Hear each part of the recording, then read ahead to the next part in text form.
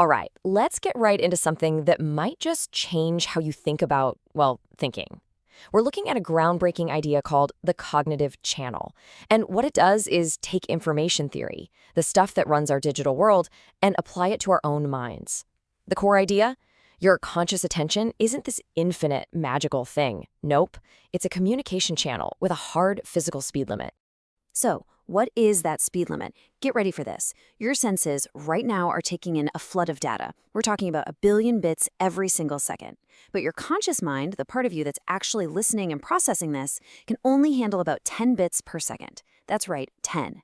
That means your brain is performing a compression job of 100 million to 1, turning a fire hose of reality into a tiny, manageable trickle. And here's the kicker. This isn't just some cool metaphor. The whole point of this thesis is that this is a measurable, physical constraint. Every single thought you have on purpose, every creative idea, every decision, it all has to get squeezed through this incredibly narrow 10-bit pipeline. And once you understand that, it changes everything about how you approach focus, work, and creativity. So let's dig into what this cognitive bottleneck really means for how we deal with focus and, its mortal enemy, distraction. To really get it, we can actually map the classic communication model from Claude Shannon right onto our brains. Think of it this way. The source is your goal, your intent, what you want to think about.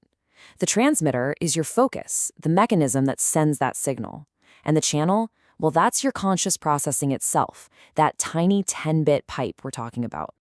And this is where the real problem of interruptions comes into play. You know, that little notification that pops up or the, hey, got a quick question? It isn't just an annoyance. It's literally a hijacker. It physically takes over your entire channel. And when your bandwidth is hijacked, your ability to process your own thoughts drops to zero. Flatline. Okay, so if we all have this same tiny channel, why do our experiences of the world feel so radically different? This leads to one of the most powerful analogies for understanding neurodiversity I've ever come across: the JPEG brain versus the raw brain. Think about it like a camera sensor. A neurotypical brain is a lot like a JPEG. It's super efficient, it sees a blue wall, and the file it saves is basically blue wall. It throws away all the tiny shadows and texture variations to save space and get the gist of it. It's fast, but a neurodivergent brain is more like a raw file from a professional camera. It captures everything, every single bit of data. The result is this incredibly rich, high-fidelity picture of reality, but it's a massive file that takes way more processing power to handle. This quote just nails it. For the raw brain, there isn't really a difference between signal and noise. It's all signal. The hum from the refrigerator, the tag scratching your neck, the flicker of the lights overhead, all of that is data being actively processed all the time. It's like having a supercomputer running in the background, analyzing every single frame of reality. So, what do you do with all that high-fidelity raw data? Well, it often leads to a state called monotropism. It's a way of focusing where instead of spreading your attention around, your brain pulls all of its resources into one single, incredibly deep attention tunnel. This is hyperfocus. It's a state where the sense of self can just dissolve into whatever you're working on. I mean, you can't exactly multitask a laser beam, right? This brings us to a really powerful shift in thinking. What if we stop looking at conditions like ADHD and autism as disorders and start seeing them as just different hardware? Different channel architectures, each with its own set of specs, its own strengths, and its own engineering challenges. So, in engineering, every channel has something called a noise floor. It's the baseline level of static. For you to hear a signal clearly, it has to be way louder than that static. A typical brain has this amazing sensory gating system that's constantly filtering things out. It creates a very, very low noise floor by just deleting data it decides is irrelevant. But for many neurodivergent individuals, that filter is, well, it's leaky. It's more like a sieve than a wall. So that hum from the fridge isn't just background noise that gets filtered out. It's a competing signal. It's actively fighting for your attention, raising the overall noise floor, and making it a constant battle to pick out the one signal you're trying to focus on. And this high noise floor has a very real, measurable cost. Let's look at a simple context switch, like glancing at an email and trying to get back to what you were doing. For a neurotypical brain, that might cost about 3 bits of processing power. But for an ADHD channel architecture, that same exact switch costs 7.5 bits. That's more than double the cost, a 2.5 times higher neurodivergent tax on every single little interruption.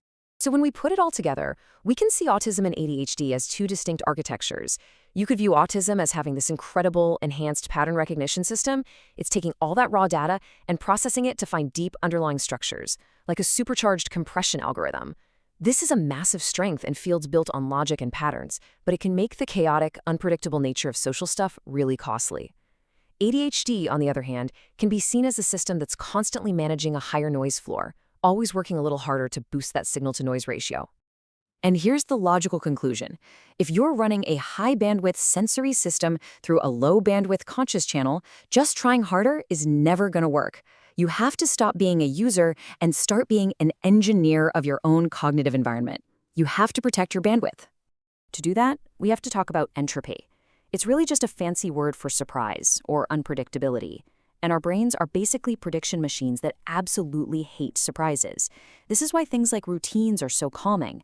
And it's also why stimming behaviors, like rocking or tapping, can be so incredibly helpful. It's a way of creating your own predictable low-entropy signal to drown out the chaotic, high-entropy noise of the outside world. Now let's talk about the ultimate entropy bomb, the absolute worst-case scenario, the interruption. Imagine you're in that perfect state of deep focus, what we call flow. And then someone leans in and says these 5 little words. That 30-second interruption, it cost you a straight 300 bits of channel capacity. 30 seconds of your conscious thought just gone. Poof. But honestly, that is nothing. That's not the real cost. Not even close. The real cost is the total collapse of the flow state itself. See, when you're in flow, your brain quiets all its self-monitoring chatter, and your channel capacity can actually increase by up to 10 times. An interruption doesn't just pause this state, it completely shatters it. And the cost to get back is staggering. Research shows it can take anywhere from 15 to 25 minutes to re-enter a state of deep focus. This model calculates the cost of that lost potential, all that foregone processing, at an absolutely massive 132,000 bits. So that quick question didn't cost you 300 bits. It cost you over 132,000 bits of your most valuable, high-quality thinking. So how do you fight back? Well, the source calls it the Flow Fortress Protocol. It's about making deliberate engineering choices to eliminate noise. Turning off your notifications can save you over 5,000 bits a day. Hiding clocks stops your brain from constantly checking it on schedules, saving another 8,000. Even simple things like removing mirrors can save an estimated 15,000 bits a day by short-circuiting all those self-critical thought loops. This isn't about productivity hacks. It's about cognitive engineering. So, what's the big takeaway from all of this? It's that your attention, your focus, is not some infinite wellspring of magic. It is a physical channel. It has a hard limit. And understanding that simple fact changes everything. It changes how we think about productivity, how we judge distraction, and, maybe most importantly, how we can start to see neurodiversity not as a bug, but as a feature of a different kind of operating system. Your mind is a finite channel. It's precious. The real question is, how will you protect it?